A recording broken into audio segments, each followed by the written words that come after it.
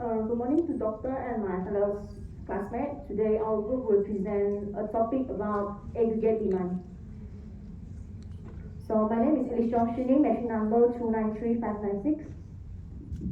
My name is Ganrensen. My machine number is 293-800. And my name is Tan Xue Fang. My machine number is 292913. My name is Fu Yishen. My machine number is 294080. So later on we will discuss about the definition of aggregate demand curve, aggregate demand components, what affect aggregate demands, determinants of aggregate demand, change in quantity demand of aggregate output, and change in aggregate demand. So aggregate demand is a measurement of the total amount of demand for all finished goods and services produced in an economy. Aggregate demand is commonly expressed as the total amount of money exchanged for those goods and services at a specific price level and point in time. Okay, next is the characteristic of aggregate demand. So the first one, the economists use the ADAS model to describe short-term variation in economic activity across its long-term trend. The second one, aggregate demand is the overall demand for goods and service in the economy. And the third one, the aggregate demand curve represents an inverse relationship between the aggregate price level, which is P, and the aggregate output or real GDP, means Y. The last one, other things being equal, the lower the price level, the quantity of aggregate output Y, demand rises and vice versa.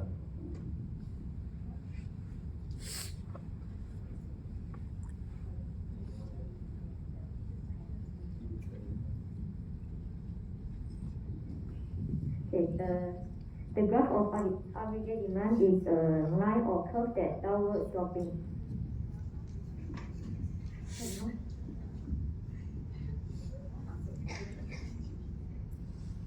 At the price level PO corresponds to YO for aggregate output, and the price level P1 corresponds to Y1 for aggregate output. The aggregate demand curve represents the equilibrium in the goods and services market and money market. It implies that there is an equilibrium in both markets along the aggregate demand curve.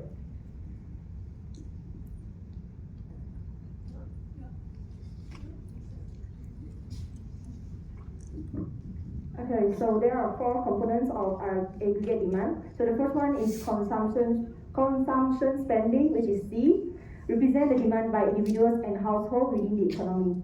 Well, there are several factors in determining consumer demand. The most important is consumer income and the level of taxation.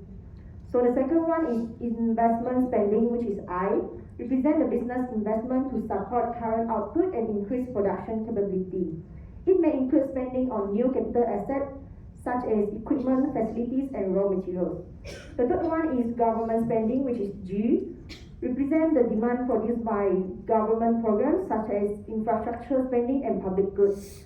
This does not include services such as Medicare or Social Security because these programs simply transfer demand from one group to another. So the last component is net export, which is NX, represent the demand for foreign goods as well as the foreign demand for domestic goods. It is calculated by subtracting the total value of a country export from the total of value of all imports. Okay, next is what affects the aggregate demand. There are some factors will affect the aggregate demand. First and foremost is interest rate. Interest rate affect decision made by customers and also businesses. Lower interest rate will lower the borrowing cost for big ticket items such as expenses, vehicles, and homes, and also company will be able to borrow at lower rate, often leading to capital spending increase. Higher interest rate increase the cost of borrowing for consumers and company. They will also spending tend to decline or grow at a slower pace. Kadar faedah yang tinggi akan meningkatkan kos peminjaman kepada pengguna dan also syarikat. Jadi, kadar peminjaman akan menurun dan pembelanjaan cenderung menurun atau berkembang pada kadar yang lebih perlahan. Number 2 is currency and translate. When the value of the US dollar falls, foreign goods will become more expensive. Meanwhile, goods manufactured in the US will become cheaper for foreign markets. Aggregate demand will increase. When the value of the dollar increase, foreign goods are cheaper and US goods become more expensive to foreign market and aggregate demand decrease. Jika mata wang negara meningkat, jumlah import negara secara relatif menjadi lebih tinggi berbanding jumlah ekspor kerana permintaan barang negara lain meningkat disebabkan harga lebih mudah. Ketiga ialah income and wealth. As household wealth increase, aggregate demand typically increase. Conversely, a decline in wealth usually leads to lower aggregate demand. However, when the consumers are feeling good about the economy, they tend to spend more and save less. Apabila pendapatan boleh guna isi rumah meningkat, pembelanjaan penggunaan akan kecenderungan meningkat. Last ialah inflation expectation. Consumers who anticipate that inflation will increase or price will rise tend to make immediate purchase, leading to rise in aggregate demand. But if consumers believe the price will fall in the future, aggregate demand typically falls. Ini ialah jangkaan harga pada masa akan datang. Harga dijangka akan meningkat pada masa hadapan, maka permintaan juga akan meningkat pada masa kini. Next, I will pass to next speaker. Next is the aggregate demand formula. The equation for aggregate demand adds the amount of consumer spending, investment spending, government spending, and the net of export and import. Aggregate demand equal to C plus I plus G plus NX. NX is mean export minus import. Okay, C is consumer spending on goods and service. I is private investment and corporate spending on non-fiscal capital goods like factories, equipment. G is government spending on public goods and social services like infrastructure and Medicare. And NX is net exports, export minus import. Okay, so this is the example question. Suppose during a year in the country United States, personal consumption expenditure was $15 trillion. Private investment and corporate spending on non-final capital goods was $4 trillion. Government consumption expenditure was $3 trillion. The value of export was $2 trillion and the value of import was $1 trillion. Then calculate the aggregate demand of the US. And so, Eddie used the same formula, C plus I plus G plus NX. So, the answer is $33 trillion. Thus, the AD of the US during the period is $33 trillion. Okay. Next is there are two determinants of aggregate demand. The first one is goods and services market. The price level of the goods and services market will affect the movement along the AD curve.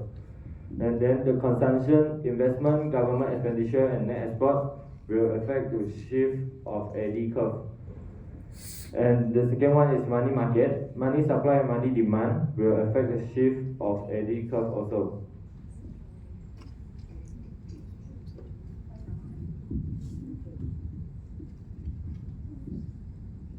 The shift in prices would shift the quantity of aggregate output, which is when price falls.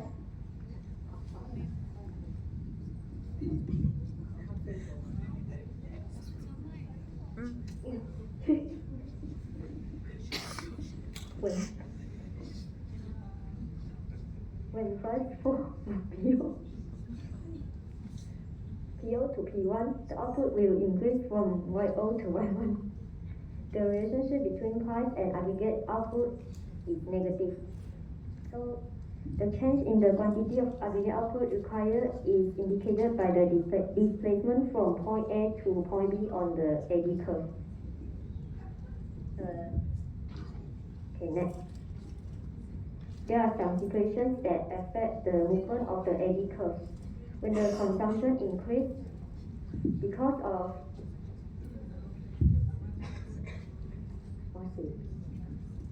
when the consumption increase because of the possibly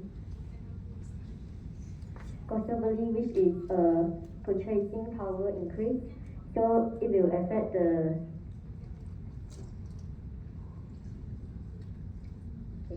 I draw a new graph.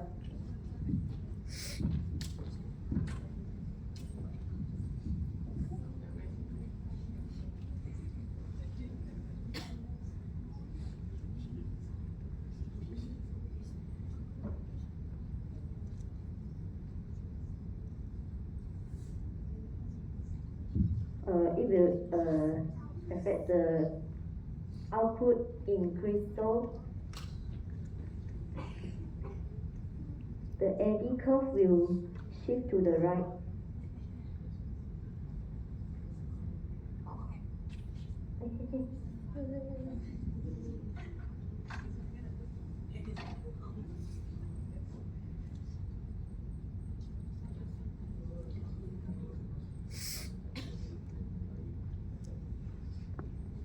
So YO shift to Y1.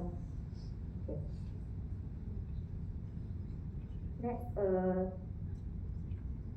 the increase of investment, which is I, will cause the interest rate increase. And it will also affect the output increase from YO to Y1, and the curve will shift to the right, ADO to AD1. Okay, next, the increase of government expenditure, which is government will provide subsidies.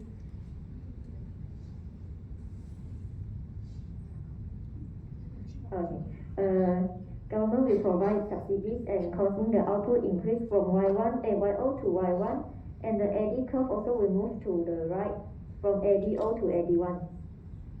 While the net export increase, which is export and import increase, will affect the real income of country increase, and the output will increase from YO to Y1, and AD curve move from ADO to AD1. Otherwise, the opposite situations as above which is decrease of consumption, investment, government expenditure, and net export, will cause output fall from YO to Y2. Then the curve of AD will move move to the left from ADO to AD2.